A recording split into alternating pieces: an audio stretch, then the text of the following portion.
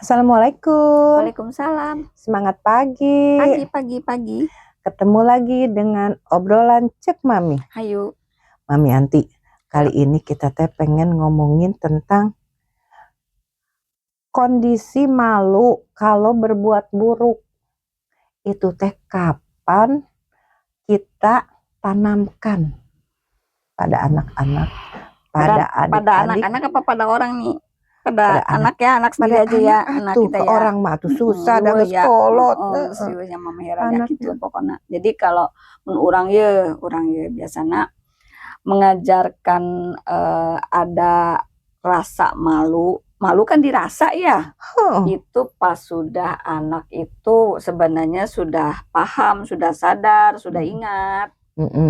Kalau masih terlalu kecil juga kita hanya sekedar small talk doang. Jadi kebiasaan bicara aja gitu. Tapi dia ngerti juga belum tentu dia ngerti juga kalau malu itu seperti apa sih bentuknya gitu. Tapi kita dari sejak dia kecil diajarin, cuma belum bisa diterapkan hukum malu sama anak kecil. Dan namanya anak kecil begitu. Jadi kalau dia udah mulai sadar, sudah mulai ingat, memorinya sudah bisa menyimpan, nah itu baru bisa kita kasih tahu pelan-pelan malu gitu. Malu kan urusannya dengan adab, etika, norma, jauh tuh ingat tuh kalau masih kecil mah belum. Antara 3 sampai 5 tahun lah baru bisa kita beritahu bahwa itu malu. Nah, setelah kita beritahu karena anaknya sudah mulai memahami, Mami. Iya. Kita paham. Juga harus mencontohkan nggak, Mami? Iya tuh. Orang tua harus mencontohkan. Iya, duluan. Biar si anaknya paham. Iya, nggak hanya teori, ya. Kalau malu kan urusannya di perempuan. Ya. Kan perempuan yang gudangnya malu mah perempuan lah harusnya. Terus mah uratnya seetik, jadi malunya sedikit juga nggak apa-apa. Kalau misalnya perempuan itu urat malunya lebih besar dibanding laki-laki, ya tanu diajaran laki jeung perempuan atau perempuan doang? Harus perempuan dulu. Perempuan sama anak perempuan harus lebih keras, lebih kuat, lebih tapi intens. Tetap diajarin dong yang lakinya. Diajarin, tapi kan batasannya beda. Kalau laki-laki mah beda, Mami Hera, ya namanya kita sama anak laki-laki kan berbeda. Auratnya juga kan sedikit. Kalau perempuan kan auratnya sebadan dia, jadi akan lebih detail untuk mengajari malu gitu. Itu untuk memberitahu bahwa malu tuh begitu loh rasanya gitu. Nanti baru tuh dia udah paham. Kalau udah mulai akil balik, udah paham, kita memberitahu malu itu berdasarkan etika, adab, tata krama, hukum. Nah itu udah setelah dia sadar betul-betul dia akil balik ya, baru kita bisa terangkan. Kalau masih di bawah umur, masih di bawah tanggungan kita, mah kan nggak bisa juga kita jelaskan. Karena nanti malu itu ada unsur hubungannya dengan hukum, dengan punish, dengan hukuman. Nah kan kita juga bicara tentang malu, nggak hanya aurat, tapi melakukan hal yang buruk sosial juga ya. Nah itu juga perlu diajarkan pada anak-anak sedini mungkin, selagi dianya sudah memahami ya Mami. Lamun ada anak yang dikasih taunya telat, kumaha?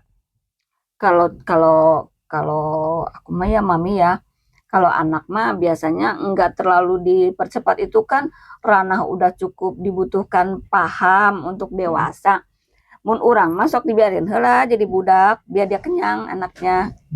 Salah-salah malu dikit ya nggak apa-apa. Nanti pas dia udah mulai akil balik ya baru kita tahu ini jangan, ini nggak boleh. Itu lebih cepat gitu. Tapi dia nggak kehilangan masa anak-anaknya. Kalau anak dari kecil dia diajarin malu tuh ulin mana nanti keluar. Lepot di imah wae. Nah kalau gitu oge meureun Mami ngajarin malu ketika kalau kita ngajarin malu untuk tidak berkawan atau tersosialisasi dianya. Akibat terlalu banyak dikasih malu kan jadinya dia gak keluar. Mau ngomong malu, mau bersosialisasi, mau lari lihat temennya aja malu. Kan malu itu mengerem langkah. Ulah nampak liar atuh Mami. Disederhanakeun aja bahwa untuk usia segini gitu loh. Urusannya pakai roknya nggak usah pendek-pendek. Kalau misalnya kita dikasih tuh harus bilang terima kasih. Kalau misalnya nggak bilang terima kasih itu harusnya malu. Karena kita nggak mensyukuri apa yang dikasih itu nanti setelah lewat balita. Nah iya kan kita nggak mungkin ngomong balita, kita ngomongin yang baik, kita mau umur 3, 4 tahun tuh. Lah, itu juga dia belum ngerti, Mami. Minimum kan dia sudah tahu kalau misalnya pemahaman nggak kudu ngerti pisan, tapi diajar pemahaman lah. Kalau dikasih bilang makasih ya, kalau salah maaf ya. Pada ngerti dia belajar. Lama-lama ketika paham dia tahu, oh kita ngomong maaf teh gara-gara ini ya, oh bilang makasih teh gini ya. Jadi anak-anak kan happy.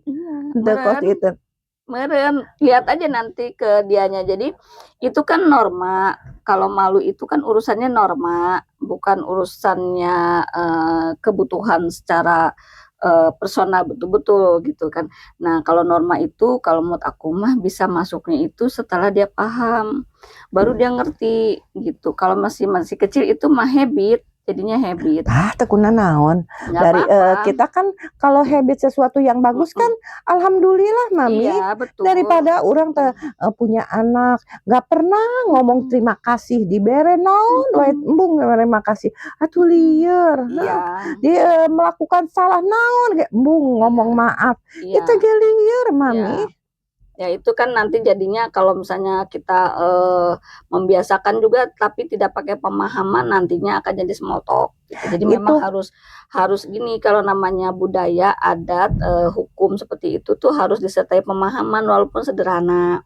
Nah, berapa tahun manusia itu bisa memahami urusan seperti itu dia paling cepat itu di atas usia balitanya dia. Jadi dia lewat dari usia balita dia, baru dia bisa paham. Kalau small talknya sih bisa, tapi dia paham itu di atas 5 tahun. Nah berarti eta tugas besar ibu. Iya, setelah dia paham, lepas TK masuk SD, itu dia bisa diajari tentang hal-hal seperti itu. Pelan-pelan satu persatu, dikit-dikit. Jadi dia tidak merasa itu PR. Gitu. Karena namanya anak kecil mah semua juga hukum bebas kan. Dibiarkan supaya anak itu menjalankan petualangannya maksimal gitu. Iya, betul. Biar dianya nggak punya PR ketika masa remaja, masa tua karena, lebih parah. Karena dia kecilnya ribet gitu. Kalau udah gedenya kan nanti jadi dia balas dendam. Kecilnya ribet, terus gede gitu. Itu kan tercantum di memori di kepala kita gitu. Manusia memang sistemnya begitu. Jadi itu memang harus hati-hati. Penanaman etika norma untuk anak kecil itu memang harus sangat hati-hati, harus dipilah dan pilah betul. Ya gimana nggak harus dipilah dan hati-hati, Mami Yanti? Kan eta teh budak rapuh, yang penuh dengan nggak mikir ya. Terusnya dia mah dengan lucu dan lugunya tulus, digebot oge, nggak dia taunya sakit. Iya, karena dia nggak ngerti. Terus dipilih kasih juga nggak ngerti, kan semua itu dia masih terima polos 00 5 tahun, jadi masih golden age itu. Memang dia mengeksplorasi sifat dan perilaku dia gitu. Makanya fungsi ibu itu penting ya Mami, untuk mengajarkan pada anak-anaknya, terutama anak-anak perempuan yang untuk tentang rasa malu ya Mami. Karena perempuan gitu paling banyak. Paling banyak aturannya ya Mami gitu. Paling banyak aturannya. Jadi di perempuan itu memang saat kita menerapkan aturan itu juga kita harus sabar. Satu persatu mana dulu nih yang mau dikasih aturannya. Nah itu bisa dijalankan setelah anak di atas lepas usia balita. Gitu, pelan-pelan 1 poin aja udah kita ribet gitu. Supaya nanti tanamannya itu berbuah pada saat dia sudah dewasa, dia paham gitu.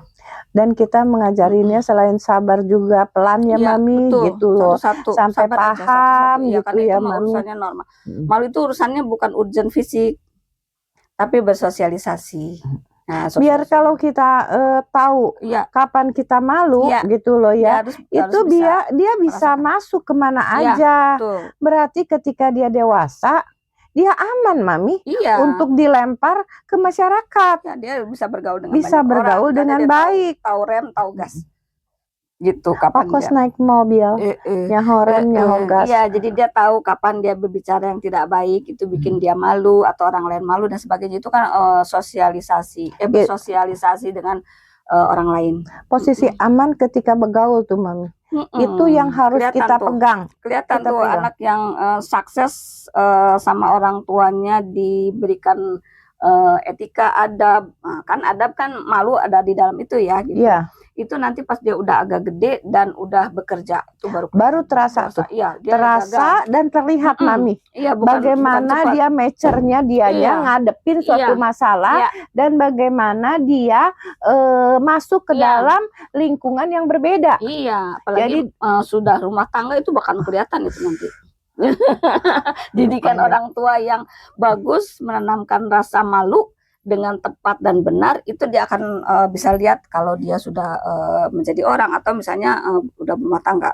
Karena dia akan mensosialisasikannya mengulang kepada anak-anaknya, kepada istrinya, kepada dirinya, kepada lingkungannya. Iya pasti gitu. Memang ribet untuk ini paling ribet pelajaran untuk anak, untuk orang itu yang urusannya dengan malu, karena sekarang mah banyak udah tua oge teu boga kaera. Eta tau nggak Mami? Punya rasa malu saat ini memang langka. Iya, malu itu. Kenapa kita bahas? Karena susah. Sampai padu ya orang jeung Mama Hera. Lantaran kan menerapkannya agak susah. Emang susah. Betul. Jadi menanamkannya harus bagaimana itu susah, karena dampaknya nanti setelah dia berkuasa dan lagi pula itu kan berkaitan dengan karakter orangnya juga. Membentuk ketika orangnya keras, dia mengajarkan rasa malu kepada anak-anaknya juga akan berbeda. Dampaknya juga belum tentu seindah kalau kita memberikannya dengan cara yang halus lembut. Gitu. Beda nanti hasilnya beda. Nanti itu terlihat bagaimana pendidikan orang tua yang memberitahukan bagaimana rasanya malu, bagaimana menerapkan malu itu nanti pas dia saat dia punya kewenangan, punya kekuasaan, wah itu kelihatan tuh. Sekolah tuh nggak mengajarkan malu, tapi orang tua yang ngajarin malu. Jadi salah satunya malu berbuat buruk, malu mengambil sesuatu yang bukan haknya, malu berkata-kata yang tidak baik, malu memberitahukan informasi yang nggak benar. Pokoknya banyak malu. Malu tuh akhirnya diterapkannya setelah dia berkuasa. Berarti sebenarnya malu itu nggak sesederhana. Enggak, itu pelajaran terakhir kalau aku mah buat ke anak mah. Karena pelajaran terpenting Mami buat penting aku. Dan harus pelan. Karena apa?